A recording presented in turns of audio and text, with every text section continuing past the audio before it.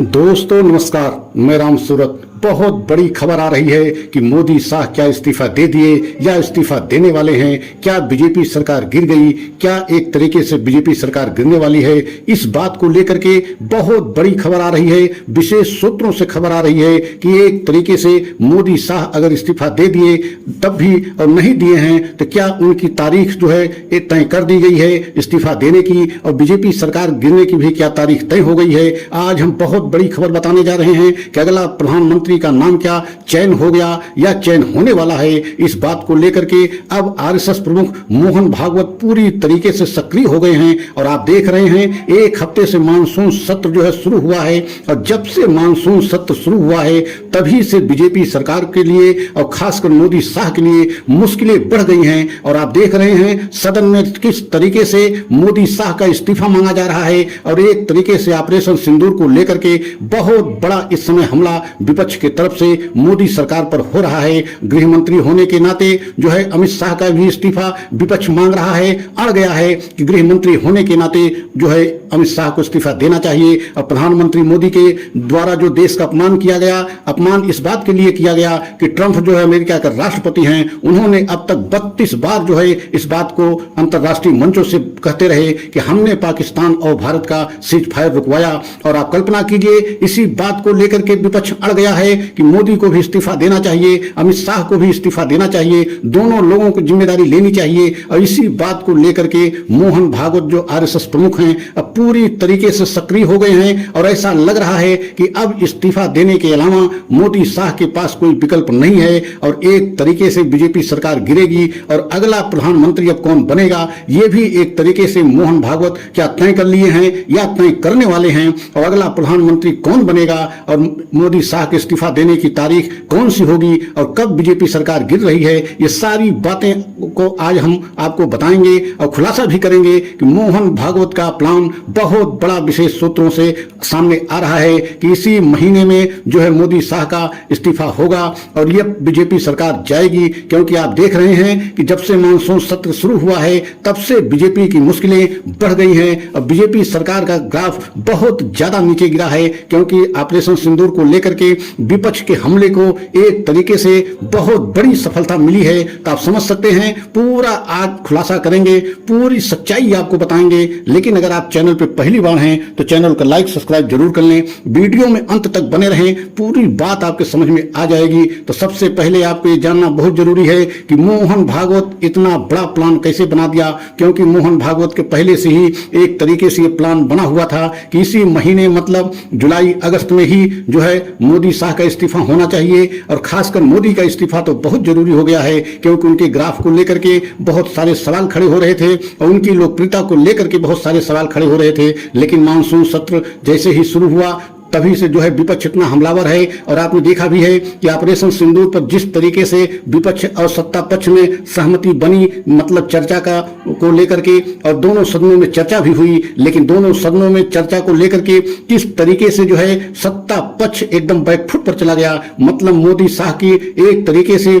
बहुत बड़ा जो है एक तरीके से जो है नुकसान हुआ इस चर्चा में, क्योंकि तीखे सवालों की जिस तरीके से विपक्ष ने बौछार किया, खासकर राहुल गांधी, प्रियंका गांधी, अखिलेश यादव इतने तीखे सवाल पूछे जिनका जवाब जो है न मोदी जी के पास था, न अमित शाह जी के पास था, न ही कोई कैबिनेट मंत्री के पास था, और सांसद तो बिल्कुल मौन बैठे रहे। और आपने देखा भी है कि राज्यसभा में उपराष्ट्रपति एक तरीके से धनखड़ को इस्तीफा भी देना पड़ा, और सिर्फ इसी वजह से कि मानसून सत्र में उन्होंने एक तरीके से जो है विपक्ष के नेता मल्लिकार्जुन खड़गे को बोलने का अवसर दिया, और उनके वजह से उनका इस्तीफा भी हो गया। तो आप समझ सकते हैं इस समय बीजेपी सरकार पूरी तरीके से मुश्किल में फंसी हुई है, और ऐसे में अब जो है मोहन भागवत जो आरएसएस प्रमुख हैं उनको मौका मिल गया है कि ऐसे समय में अब जो है मोदी शाह के इस्तीफा होना बहुत जरूरी है, और उनसे इस्तीफा लेकर के अगला प्रधानमंत्री इसी महीने में चयन कर सकते हैं। तो अगले प्रधानमंत्री के तौर पे अगर कोई नाम उभर करके आ रहा है तो सबसे बड़ा नाम जो है नितिन गडकरी का है।